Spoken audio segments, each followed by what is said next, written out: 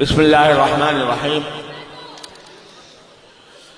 الحمد للہ رب العالمین والصلاة والسلام علی سیدنا و مولانا محمد خاتم النبیین و امام المرسلین وعلى آلہ واصحابہ اجمعین وعلى كل من تبعهم بإحسان إلى يوم الدین.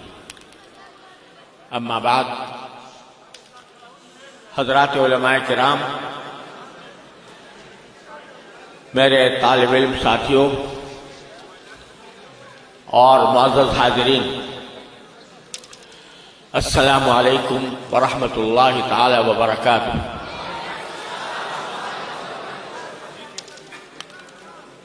میں اس سے پہلے بھی اس مبارک ادارے میں حاضر ہوا ہوں. اللہ تعالی ہمارے انتہائی محبت والے دوست حضرت مولانا ظہور علوی صاحب دامت برکاتہم کو دین و دنیا کی صلاح و فلاح عطا فرمائے. ان کی محبت اور ان کی شفقت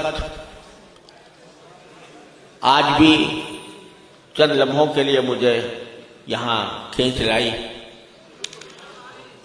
میں سفر سے آج ہی شام واپس آیا اور حضرت مولانا قاضی عبدالرشید صاحب رحمۃ اللہ علیہ کی وفات کے بعد میرا وہاں جانا نہیں ہوا تھا، اس لیے میں نے آج سوچا تھا کہ ان کے ہاں حاضر ہوں.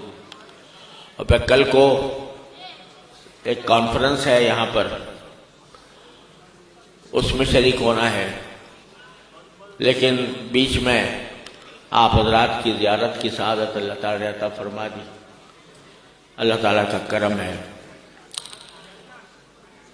میں اگرچہ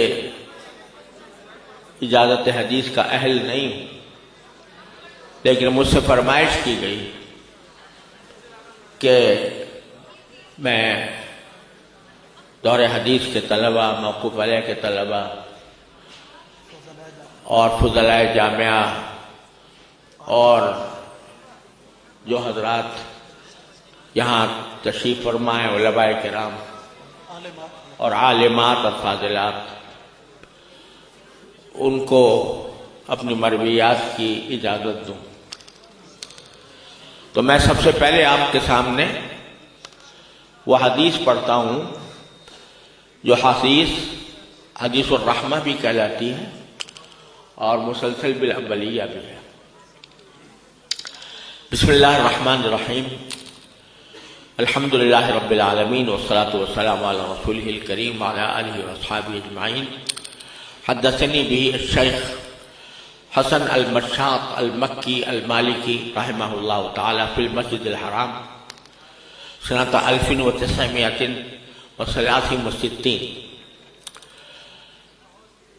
وحدثني به أيضا الشيخ محمد ياسين الفاداني رحمه الله تعالى والشيخ أحمد الناخبي رحمه الله تعالى، كل واحد منهم يرويه بإسناده إلى سيدنا عبد الله بن عمرو بن العاص رضي الله تعالى عنهما قال قال رسول الله صلى الله عليه وسلم: الراحمون يرحمهم الرحمن تبارك وتعالى ارحموا من في الأرض يرحمكم من في السماء.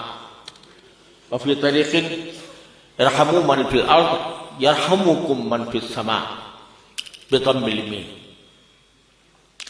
وهذا أول حديث سمعته من هؤلاء الشيوخ، وكل واحد منهم يرويه بإسناده ويقول هذا أول حديث سمعته من شيخ. وينتهي هذا التسلسل إلى سفيان بن عيينة رحمه الله تعالى. فأجيزكم برواية هذا الحديث بهذا التسلسل كما أجيزكم بجميع ما أروي عن مشايخي في باكستان والهند والبلاد العربية. وأسأل الله سبحانه وتعالى أن يوفقنا جميعا لاتباع سنة النبي الكريم صلى الله عليه وسلم فی جمیع شؤون الحیاة۔ اللہ تعالیٰ کے فضل و کرم سے ایک بڑی جماعت دور حدیث کی فارغ ہو رہی ہے، اور موقف علیہ کی بھی بڑی جماعت ہے، اور پہلی فاضلات اور فاضلین بھی تخصص کی جماعت بھی ہے ماشاءاللہ۔ اللہ تعالیٰ ان سب کو علم نافع عمل صالح کے ساتھ خدمت دین کی توفیق عطا فرمائے۔ ان سب کو میں دل سے مبارکباد پیش کرتا ہوں، ان کے اساتذہ کو بھی، ان کے اساتذہ کرام کو بھی، اور جامعہ کے منتظمین کو بھی، اور ان کے خاندان والوں کو بھی، کہ اللہ تعالیٰ نے بڑی عظیم دولت سے ان کو سرفراز فرمایا۔ اللہ تبارک و تعالیٰ ان کو اپنے دین کے لیے قبول فرمایا۔ بس ایک گزارش کرتا ہوں کہ جو سب سے پہلی حدیث میں نے آپ کے سامنے پڑھی، جس کو مسلسل بالابلیہ کہتے ہیں، یہ حدیث حضرت سفیان بن عیینہ سے لے کر ہم تک، ہمارے اساتذہ کرام تک، ہر ایک استاد کے پاس جب کوئی طالب علم جاتا تو یہ حدیث سب سے پہلے پڑھا۔ اب وہ اس حدیث کا انتخاب سب سے پہلے کوئی نماز کی حدیث بھی ہو سکتی تھی، عقائد کی بھی ہو سکتی تھی، انمال والوں بالنیات بھی ہو سکتی تھی، مگر اس حدیث کو خاص طور پر منتخب فرمائے حضرات نے سب سے پہلے اس شاگرد کو پڑھانے کے لیے۔ اس کے معنی یہ کہ پہلا پیغام جو شاگرد کو دیا گیا وہ یہ کہ رحم کی صفت پیدا کرو۔ الراحمون یرحمہم الرحمن ارحموا من فی الارض یرحمکم من فی السماء۔ زمین والوں پر تم رحم کرو، آسمان والا تم پر رحم کرے گا۔ اور من فی الارض فرمایا، من فی الارض میں مسلمان بھی داخل، غیر مسلم بھی داخل، لہذا رحم مسلمانوں پر بھی، غیر مسلموں پر بھی۔ رحم کے عنوان مختلف ہوتے ہیں، رحم کے پہلو مختلف ہوتے ہیں، طریقے مختلف ہوتے ہیں، لیکن رحم سارے زمین والوں پر۔ سب سے پہلی چیز جو پڑھائی جا رہی ہے ان حضرات محدثین کی طرف سے، وہ نبی کریم صلی اللہ علیہ وسلم کا یہ ارشاد ہے کہ زمین والوں پر رحم کرو۔ تو حقیقت یہ ہے کہ ایک مسلمان، اور خاص طور سے وہ مسلمان جس کو اللہ تعالیٰ نے علم دین سے سرفراز فرمایا ہو، وہ اپنے لیے نہیں، وہ زمین والوں کے لیے جیتا ہے۔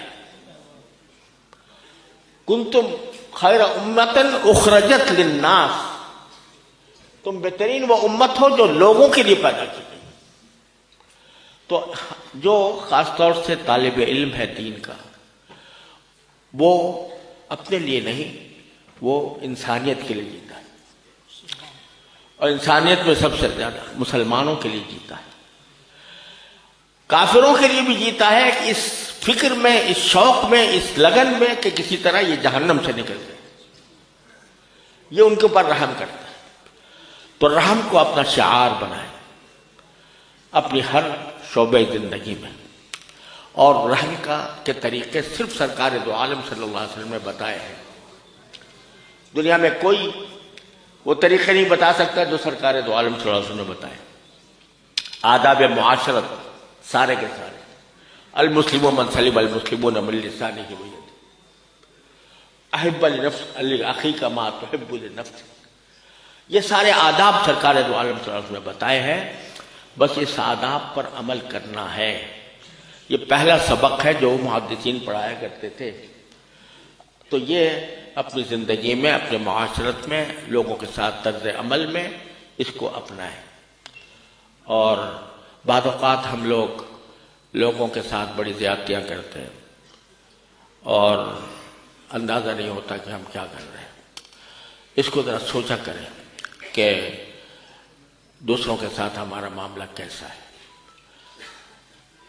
خیر الناس من ينفع الناس، اللہ تعالی ہم نے اس پر عمل کرنے کی توفیق عطا فرمائے۔ میں دل سے دعا کرتا ہوں کہ اللہ تبارک و تعالی تمام طالبان علم کو اپنے فضل و کرم سے علم کی گہرائی بھی عطا فرمائے اور علم کا نور بھی عطا فرمائے۔ اللهم صل على سيدنا محمد وعلى ال سيدنا محمد كما صليت على ابراهيم وعلى ال ابراهيم انك حميد مجيد. ربنا ظلمنا انفسنا وان لم تغفر لنا وترحمنا لنكن من الخاسرين.